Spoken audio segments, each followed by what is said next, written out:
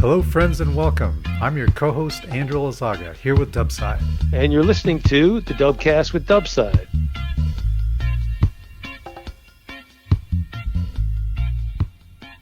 So in our last episode, we had an interview with Moulton Avery, who is an international authority on cold water safety. Mm-hmm. And Moulton is no stranger to controversy.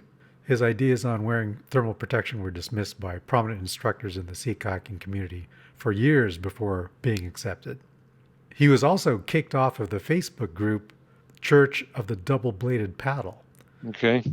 And now a short article he wrote a few years ago on the website Unsponsored Paddling Tips, Tricks, News, and Gear Reviews, which was titled The Problem with Bomb-Proof Rolls, has come up for discussion. It was mentioned by one of our listeners, and since we're all about rolling here, we can talk about it. All right. Also, for those of you who follow this podcast on your favorite podcast app, you may not be aware that this podcast is also published on YouTube, and listeners can leave comments there in the comment section. So if you're interested in what people are commenting, check out the YouTube channel. Okay, so let me read this article. I think I'll just read the first part of this article, and you'll get the gist of it. It's actually not that long. The Problem with Bomb-Proof Rolls, which was published on January 30th, 2018. I think instructors who perpetuate the concept of bomb-proof rolls do their students a disservice. First of all, there's really no such thing as a bomb-proof roll. The term alludes to a roll that's so reliable and so fine-tuned that it never fails. That's misleading and unrealistic. Every experienced instructor knows that given sufficient conditions, everyone eventually bails and swims. And in fact, the best paddlers I know have all taken swims at one time or another. It's also a potentially dangerous idea to plant in a student's head because, as many studies have amply demonstrated, people have an unfortunate tendency to overestimate their abilities, and deluding yourself into thinking that your roll is bomb-proof can have undesirable consequences, particularly for less experienced paddlers. Okay, so that's the first part. Do you think that's okay? Well, I would agree with most of that. I when I do advanced classes, combat rolling class, a point that I always make is there's really no such thing as an absolute bomb-proof roll. If you go over underwater and hit your head on some obstruction and lose consciousness, you're not going to be able to roll up. And if if you're whitewater wearing a helmet, you can hit something hard enough to still knock you out. So yeah, I totally agree. You can't be absolutely 100% certain that you're always going to be able to roll up.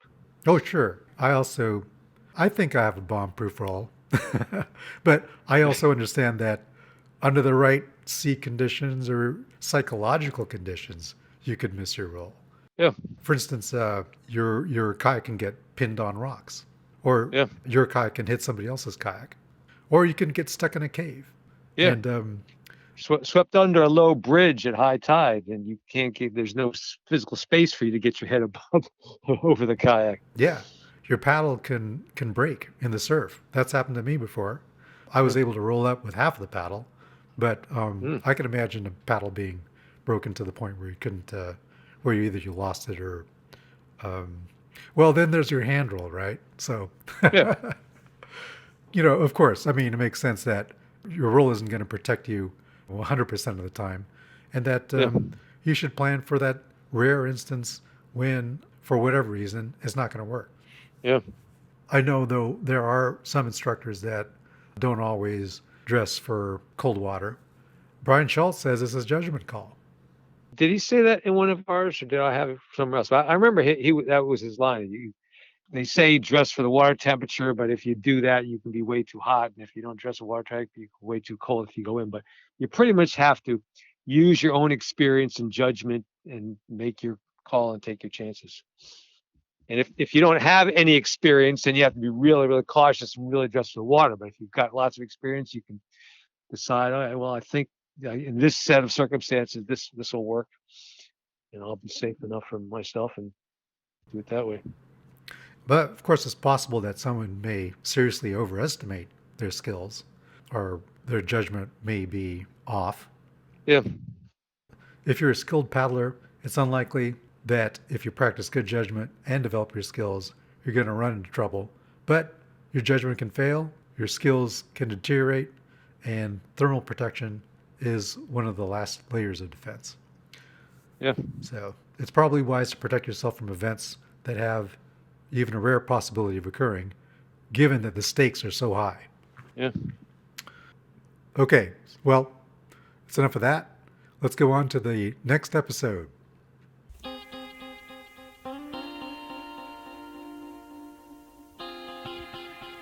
Welcome to the DUBCAST with Dubside.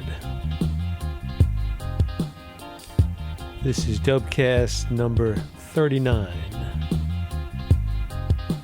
This one is called The Rise and the Fall of the East Coast Canoe and Kayak Festival, which was a symposium held in Charleston, South Carolina for many, many years. For the music segment, we will look at a song originally done by Per and Birthe. It's called Nipimik Tusaavunga. That translates to something like The Sound I Heard. In Charleston, South Carolina, there is a place called James Island County Park. It has fishing, hiking, boating, camping, and playground facilities. It's got a lake, and it's next to a river with saltwater marshes that feeds into the ocean. In the early 1990s, they started holding every April a symposium which came to be known as the East Coast Canoe and Kayak Festival. There were manufacturers and retailers there with booths set up around the lake, and there were some of the big names in kayaking doing on-water instruction as well as presentations on land. On Friday night, one of the better-known instructors would get to do the featured presentation for the weekend. And on Saturday night, they would have lights on the lake after dark, and the top kayakers would do an on-water show highlighting the various disciplines of paddling. I have previously mentioned some of my experiences at this show back in DUBCAST number 1. Well, I first attended the East Coast Canoe and Kayak Festival in 2002 and found it to be a very well organized event, and there was so much going on there, it was rather overwhelming.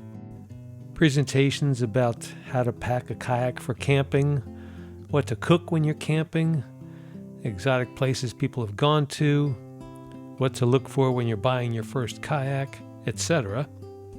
And there were classes on advanced strokes or how to roll, or they would take you off-site to the beach and learn how to surf on a kayak. And while all that was going on, they had all the major manufacturers had their kayaks there, lined up along the water, and you could go and try any of them. To take in everything, you'd have to be in 2 or 3 places at the same time.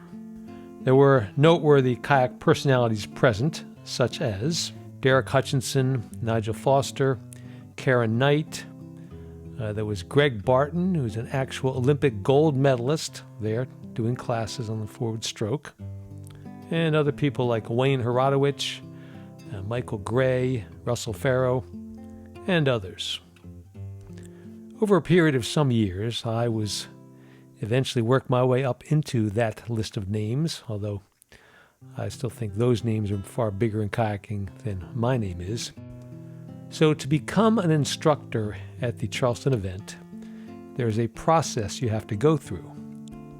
6 months before the event happens, this is in the fall of every year, you must submit in writing your idea for what you would like to teach, as well as your own biography and your qualifications to teach that. And then sometime in December, the notifications go out, and if you're lucky enough to have been selected, they send you the preliminary schedule, and then you can make adjustments to that and say, I can't do this Sunday, I can do this Friday, or however it needs to be rearranged. And then they send out the final schedule and a contract This is sometime in January. You get a contract that says, here's what we want you to do. Here's how you'll be compensated. And you sign the contract and send that back in. This is a month or two before the actual event starts. Very together operation. As described in the materials, the instructors, there's a hierarchy of compensation. Initially, you get the campsite for free, and then there's these cabins that they put the better instructors in, and this food is provided. And then the higher level instructors, based, it says, on their projected ability to draw participants, they are compensated somewhat. So I get, the top guys like Derek Hutchison are getting top dollar, and people below that are getting correspondingly less. And every year to put this event on, there is a large core of volunteers that they've accumulated over the years. And so you can pay for just to go for the day, or you can pay for the whole weekend, or you can sign up as a volunteer, and they'll find various tasks for you to do to help run the event. And you get to do some of the things or take classes without paying for it. Now, I don't know how it was when they first started the event, but they've been doing it for 10 years when I got involved, and they had a pretty smooth process. Every classroom, there were 3 or 4 classrooms that they would do the on-land presentations. They had a volunteer stationed there, and the volunteer would make sure there was, the dry erase markers or any extra chairs they needed or whatever special things the presenter needed. And the volunteer would hand out evaluation forms after the presentation was over.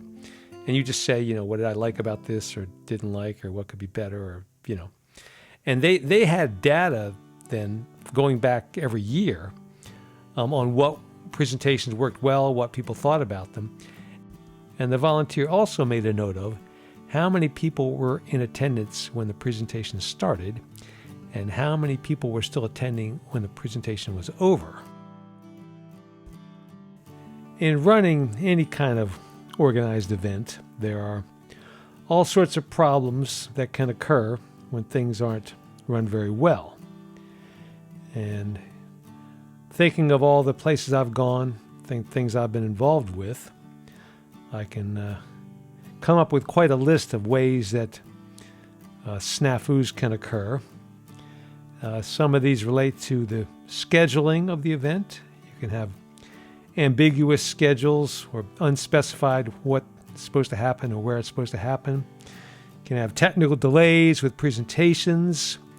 You can have lack of proper equipment, no projector when you're supposed to give a slideshow. There are issues that arise with the hospitality. I've arrived at an airport and the person who was supposed to come pick me up never showed up.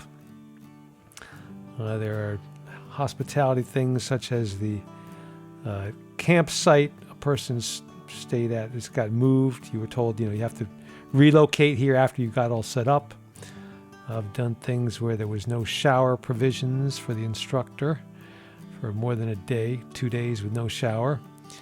I've had ones where the sleeping bag I was loaned was taken away on Sunday afternoon, and I was staying till Monday morning, so I had a night with no sleeping bag. And there are numerous ways the food can go wrong, with arriving too late or non-existent, and hungry instructors left to fend for themselves. None of those examples come from my experiences at the East Coast Canoe and Kayak Festival. I would imagine that in their first 10 years before I was coming, they had some growing pains and probably did make several of these types of mistakes, but by the time I got there, they had a smooth, finely tuned, well-run machine to pull off this event year after year. Here's the hallmark of a symposium that has all the bases covered. After the event in April, sometime a few weeks later, they would send out thank you notes, which always had this paragraph. I think they cut and pasted it from the year before, which said one of the highlights of the East Coast Canoe and Kayak Festival was the Saturday night on-water exhibition, showcasing all the different disciplines of paddle sport. And later in the year, about the end of October, early November, they put out the call for submissions to be an instructor for the next year.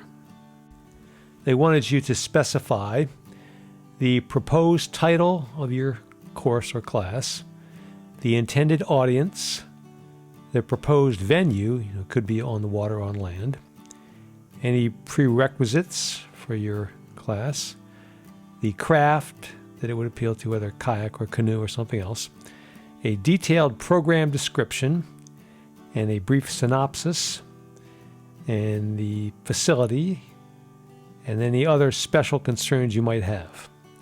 They also had a provision. They said, if you have something that's outside of the box, something that doesn't quite fit into the format we have here, we'd be interested in hearing your idea, and we might accept that and accommodate your special considerations. Now, I'd been advised when I first applied to give them a wide selection of ideas, a bunch of different things you could teach, and if they accept just one of them, you're in. So every year I would put the stuff I taught before, and I'd give them some new ideas for extra things, or just reformat something with a new title and different orientation. And besides the classroom presentations on land and the on-water instruction, there was also an area for on-water demonstrations. Nigel Foster might do one called Wacky Strokes. He would do the crazy ways to paddle a kayak. Or Karen Knight would do a little brief demonstration of her freestyle canoeing techniques.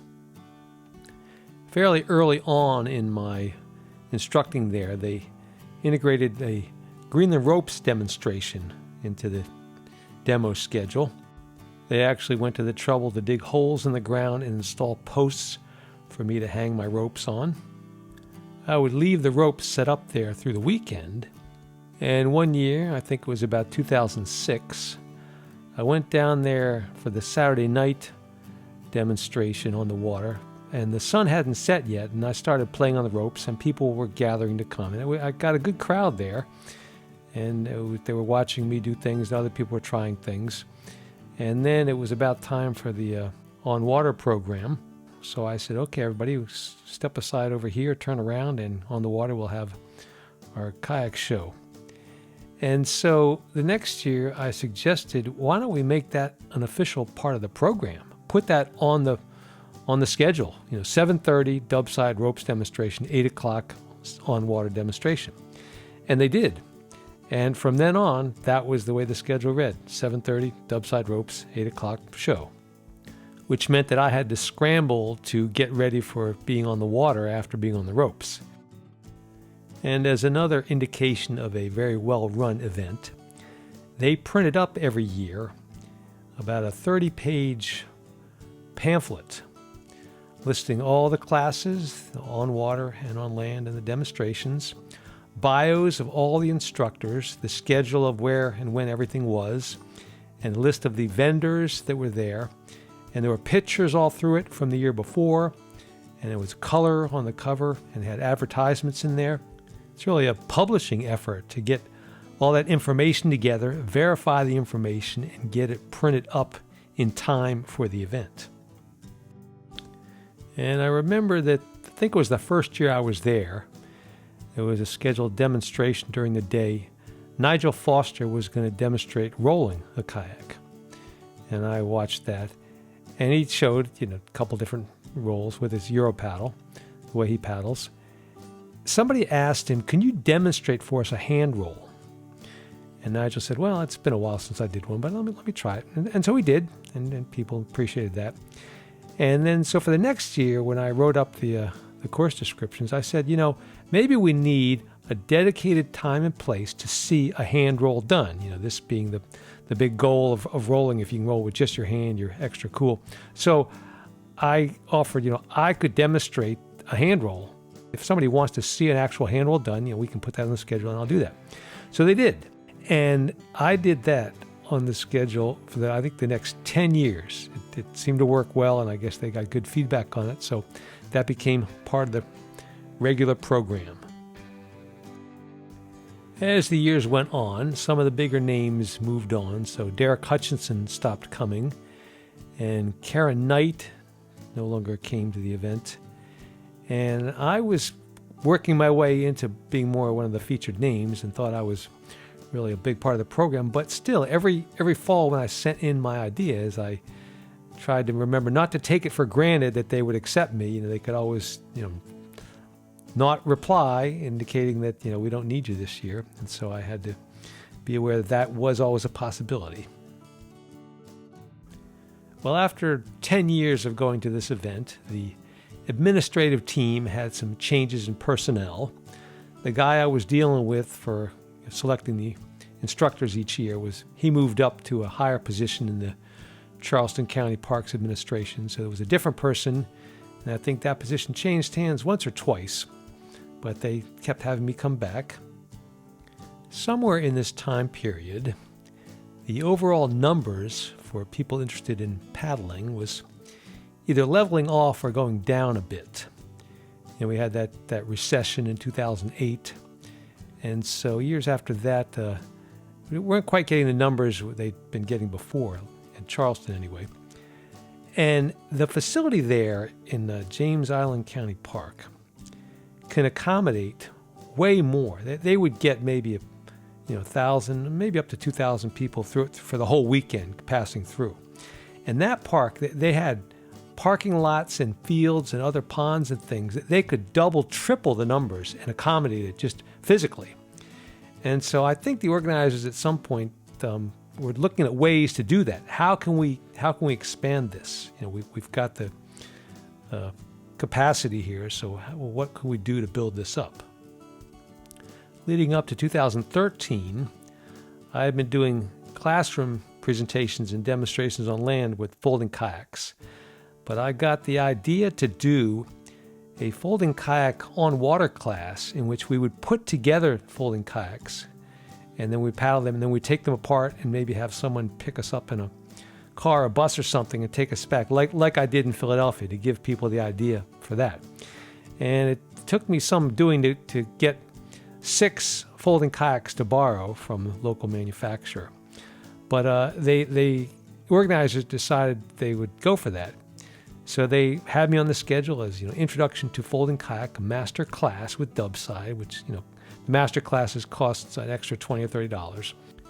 I felt it was giving my version of folding kayak the respect it deserved by having a real class, not just a talk about it.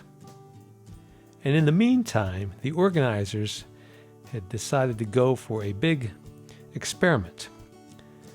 They expanded the paddle sport activities to encompass other outdoor activities such as archery and disc golf and mountain biking and climbing. And they renamed the event. It was no longer the East Coast Canoe and Kayak Festival. It was now called the East Coast Paddle Sport and Outdoor Festival.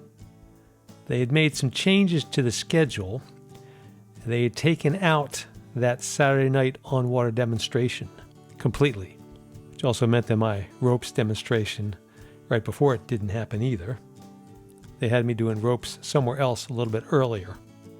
For my scheduled folding kayak class, I was concerned that I would not be able to get through it all in the allotted 2 hours, because I would probably have to end up assembling all 6 kayaks myself while the students just watched. But as it turned out, I didn't have to worry about that because nobody signed up for my class. That was pretty much an idea that bombed completely. As an experiment to make this the East Coast Paddle Sport and Outdoor Festival, the jury was still out after that first year because the weather wasn't that great. It was kind of cloudy with rain in the forecast, and even though it didn't totally rain, it just brought the numbers down. So the next year they kept with the same idea, and during this time period the number of vendors participating had begun to decline, so there was less income generated there. And so to cut costs, the following year, 2014, they did not print up the 30-page booklet. They made just a little one-page folded pamphlet that had a brief version of the schedule, but there were no instructor bios on there. The evening programs were changed over to, they would show videos on kayaking one night, and the next night they would have a concert. And around this time I started noticing some things, such as going to do a classroom presentation and there would be no volunteer there, which I'd never seen that happen before. They stopped serving breakfast in the dining hall to save money, and I think they stopped sending out those thank you notes too. Got there one year and I was scheduled to do an on-water demonstration of overview of Greenland paddling techniques. And it also was supposed to talk about, kayak building and other things. And I'd never written that curriculum, and I didn't know anything about it until somebody pointed out that I was on the schedule there. And it wasn't in the contract I signed. It was actually something written up by Chris Rabb. He had offered a demonstration where he would include talking about harpoons and building a kayak and making paddles, which he knows quite a bit about.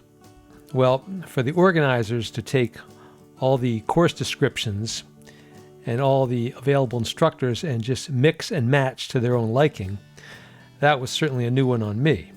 But at that point, my name was on the schedule, so I just had to wing it. I made up something to say and got through it. Next year, the same thing happened. They wanted me to do that one again. And I said, look, I didn't write this description. This is not my idea. I really don't want to do this. And they said, well, last year, the evaluation forms came back from your demonstration were so positive, it was a real hit. And I thought, I have no recollection of what I even said the year before. So I had to wing it again. Well, I've got other stories I'll say for another time, but the Greenland contingent at that event started out with the Killens, Ray and Margaret, and also the Molinas, Mark and Becky, back the first time I went. And then it went into, I took over, and along with Sherry Perry, and then it was Allison Sigathy made an appearance there for a couple of years. Helen Wilson towards the end was there, and Chris Rabb quite a bit was also the other Greenland person. Remember, towards the end, Helen Wilson and I had offered a miniature Greenland competition where we would do ropes and harpoon and rolling and score it all together. And like my folding kayak class, pretty much nobody signed up for it. Well, one year I was in the office ahead of time with the guy who handled the instructors, and he said to me, Dubside, you go to these kind of events all over the country, all over the world. Tell me, what's the best run kayak event you go to? And I looked him in the eye, and I said, I will give you an honest answer, but you're not going to like it. Best event, this one, 5 to 10 years ago. And that was the truth. Wasn't getting into whose fault it was. I'm sure it was a combination of reasons, but from my perspective, the magic formula they had in the past had been lost somewhere along the way. And the grand experiment to make it the paddle sport and outdoor festival, I think, did not succeed. The numbers never got up higher than they were back in the heyday. And it continued to shrink, and they continued to cut costs. And in 2018, as I suspected might happen eventually, they did not ask me to come back. And I think they had Helen Wilson that year, and it continued to shrink in size. And I think the following year it might have been like not even a real symposium, just a little instruction thing for a day or two. I don't even know. And now on the schedule of events at Charleston County Parks and Recreation, they still have a full slate of things all through the summer, a concert series, and there's triathlon things, there's a Christmas lights festival, etc. But there is no more Canoe and Kayak Festival. Maybe that'll revive some point in the future, who knows. But for me, it's just some very pleasant memories and some very nice people. And every April that comes around, I miss them. So there you have the rise and the fall of the East Coast Canoe and Kayak Festival.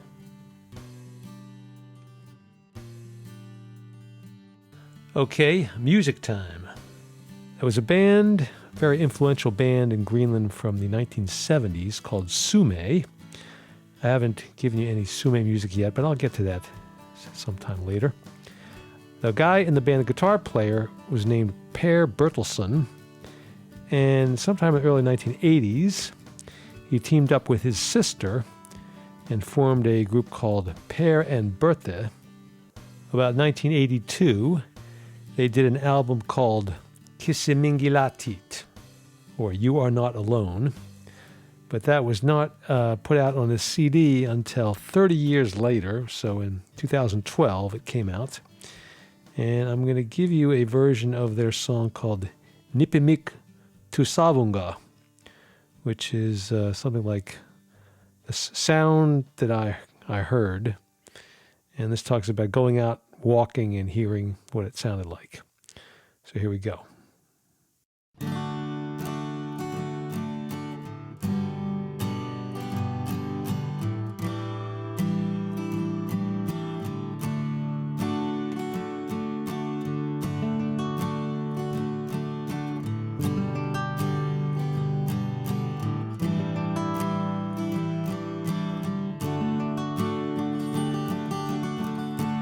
Bungu akamnestunga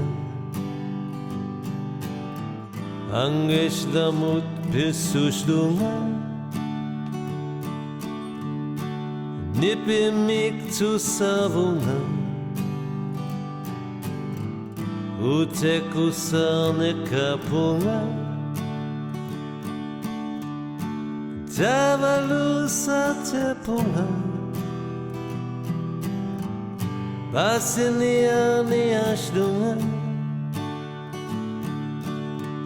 Sumeni sokangilak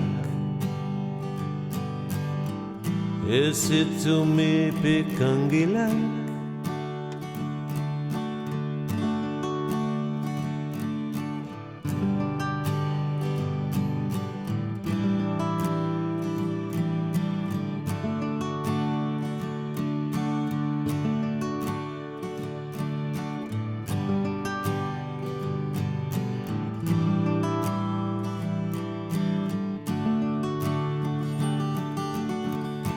Chupi gut sagashlunga Vesina vesa vishlunga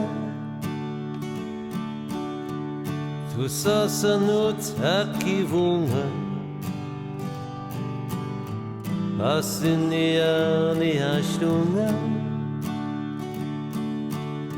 Sumununa kimasunga Unugi sakapunga Ape krishli anganakak Akine kangi sanakak